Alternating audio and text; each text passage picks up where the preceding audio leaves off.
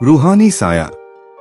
मिताली के परिवार वाले बड़े ही चिंतित थे क्योंकि मिताली की शादी नहीं हो पा रही थी, क्योंकि मिताली मंगली थी और उसके लिए कहीं से भी मांगलिक लड़का नहीं मिल रहा था। पूरे परिवार वालों ने निश्चय किया कि मिताली का विवाह पीपल के पेड़ से करवा देना चाहिए, क्योंकि हिंदू धर्म में यह मान्यता है कि जिस किसी के ऊपर मांगलिक दोष होता है तो उसका विवाह सबसे पहले पीपल से करा देना चाहिए। ऐसा करने से उस व्यक्ति के ऊपर से मांगलिक दोष खत्म हो जाता है। इसमें पीपल के पेड़ से फेरे दिलाने होते हैं। मिताली के परिवार वालों ने मिताली का विवाह सबसे पहले पीपल के पेड़ से करवा दिया। अब मिताली का परिवार पूरी तरह से खुश हो रहा था, क्योंकि उन्हें ऐसा लग रहा था कि मिताली के ऊपर से मांगलिक दोष खत्म हो चुका है और अब हम अपने मिताली की शादी पूरे रीति रिवाज के साथ किसी भी लड़के से करवा सकते हैं।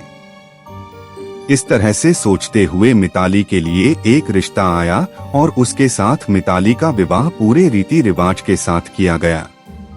अब मिताली पूरी तरह से खुश थी, क्योंकि उसे अपना जीवन साथी मिल चुका था और इस तरह से मिताली की विदाई कराने का समय आ जाता है।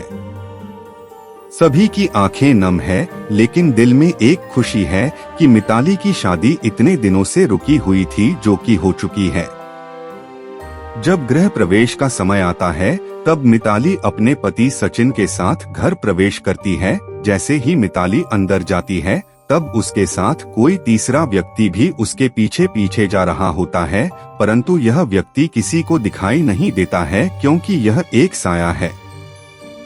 मिताली अपने नए घर में है, बहुत खुशी से रहती है, लेकिन एक दिन अचानक किचन में काम करते समय उसे आभास होता है कि मेरे साथ कोई तो है जो मुझे दिखाई नहीं देता है, क्योंकि किचन में जब मिताली काम कर रही थी तब उसका हाथ किसी ने पकड़ लिया था। यह सब महसूस करते हुए मिताली बहुत डर जाती है। यह बात वह अपने पति से कहती है, तब पति उसकी बात को नजरअंदाज करते हुए कह देता है कि यह तुम्हारा कोई भ्रम होगा। वह अपनी सास को भी बताती है तो सास भी उसकी बातों पर यकीन नहीं करती है। ऐसा करते हुए उसे एक हफ्ता बीत जाता है और इन्हीं एक हफ्तों के बीच में उसे कई बार ऐसा आभास होता है कि मेरे साथ कोई दूसरा व्यक्ति है जो मुझे दिखाई नहीं दे रहा है और मेरे हर काम में बाधा उत्पन्न करता है।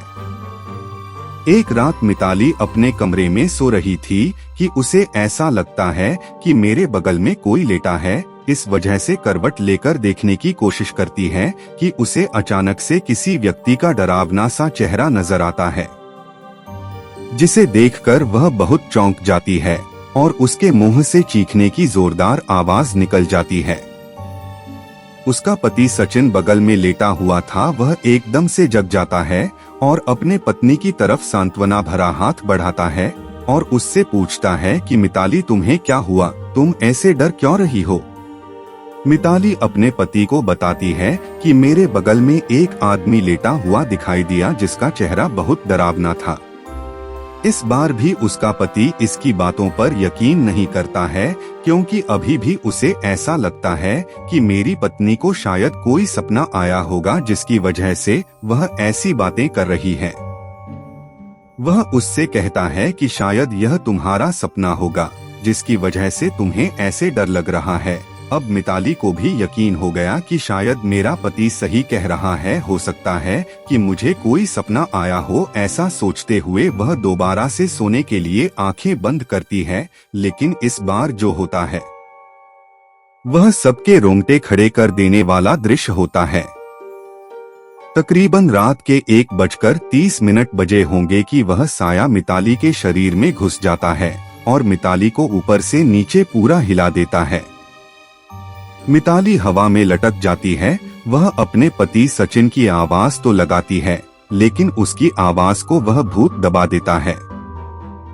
लेकिन मिताली जोर लगाकर अपने पति सचिन का नाम लेती है। इतने में ही सचिन जग जाता है और वह ऊपर देखता है तो उसकी पत्नी हवा में लटकी हुई मिलती है। वह बहुत डर जाता है और तुरंत अपने मम्मी और पापा को बुलाकर ऊपर लाता है। सचिन की माँ उससे पूछती है, बेटा क्या हुआ? तुम इतने घबराए हुए क्यों हो और डरे हुए क्यों हो। वह बताता है कि मिताली हवा में लटकी हुई थी और वह मुझे जोर जोर से आवाज लगा रही थी, आप ऊपर चलो और मेरे साथ देखो कि क्या हो रहा है। जब उसकी माँ बाप उसके कमरे में देखते हैं तो मिताली को ऐसा लटका हुआ देखकर वह बहुत घबरा जाते हैं। मिताली चिल्लाती है कि माँ मुझे बचा लो, यह रूहानी ताकत मेरे अंदर घुस गई है जो मुझे अंदर ही अंदर खाए जा रही है, यह मुझे मार डालेगा, मुझे बचा लो। उसकी सासू माँ को कुछ पता नहीं चलता है कि अब क्या किया जाए। वह मंदिर से जल्दबाजी में गंगाजल ले आती है और अपनी बहू मिताली पर छिड़क देती है। जैसे ही गंगाजल मिताली के ऊपर गिरता है, रूहानी ताकत उसे छोड़कर चली जाती है और मिताली नीचे बेड पर गिर जाती है। ऐसा देखकर उसकी सास ससुर दोनों डर जाते हैं और मिताली के घर वालों से पूछते हैं कि तुम्हारी लड़की के ऊपर कभी कोई बुरा साया था क्या। दोस्तों, इसका अगला भाग जिसमें हम बताएंगे कि मिताली के ऊपर किस बुरी आत्मा का साया था और आगे मिताली का क्या होता है, क्या वह इस साए से बच पाती है। दोस्तों, मुझे बताएं कि यह कहानी आपको कैसी लगी ताकि मैं प्रोत्साहित होकर आपके लिए इससे भी अच्छी कहानियां लेकर आऊं।